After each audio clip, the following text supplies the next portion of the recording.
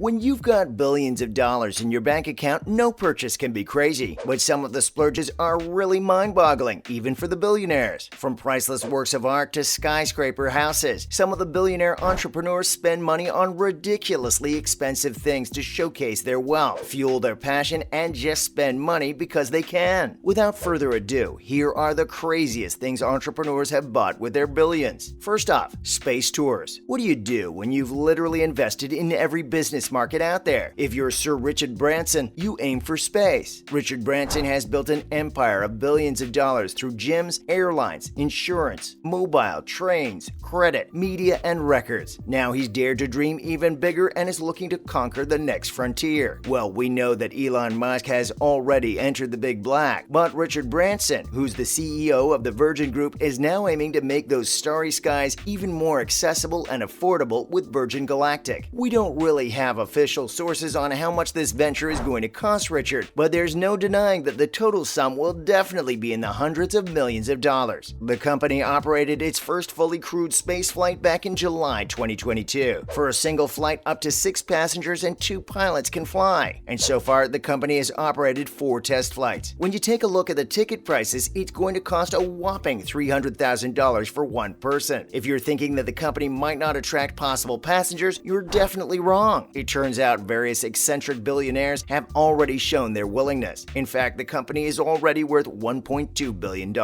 Virgin Galactic is planning on operating regular space flights by the end of 2022, and it looks like we might have to feature future everyday astronauts on the next updated version of our video. Secondly, a Hawaiian island. This one's for the Oracle CEO Larry Ellison, who went on to buy almost all of the Hawaiian island of Lanai back in 2012. So it came as no surprise when he also purchased an inter-island airline for this new turf. Although he didn't disclose the exact amount for purchasing Hawaii's Island Air, we do know that he spent over $600 million on the real estate of the Lanai Island. This means he now owns over 98% of the Lanai, which is the 6th largest island of the state of Hawaii. The island was previously owned by billionaire David Murdoch, who originally quoted Larry with a price tag of $1 billion for the whole island. But both parties settled for $600 million, which is quite a bargain for Larry, even for a billionaire's standards. Wait, we're not done yet. It was also reported the following year that he was almost closing the deal to buy another Hawaiian airline, Go, but no official announcement has been made to this date. Now he wants to turn the island into a tourist attraction by constructing hotels and resorts. Recently, he also inaugurated the famous Japanese restaurant Nobu on the island, where an average meal cost over $1,000. But his vision actually extends way beyond tourism. He plans on creating a 100% green community there. Besides this, he's also established a wellness company called Sensei, which is working on helping people to lead healthier and longer lives. He's even created a luxury spa called Sensei Retreat on the island, where it costs $3,000 for a single night. Now he's spent over $1 billion on his dream project, but that doesn't seem like a big deal for him, as his wealth has only continued to rise. Even during the pandemic, he's now worth over $100 billion.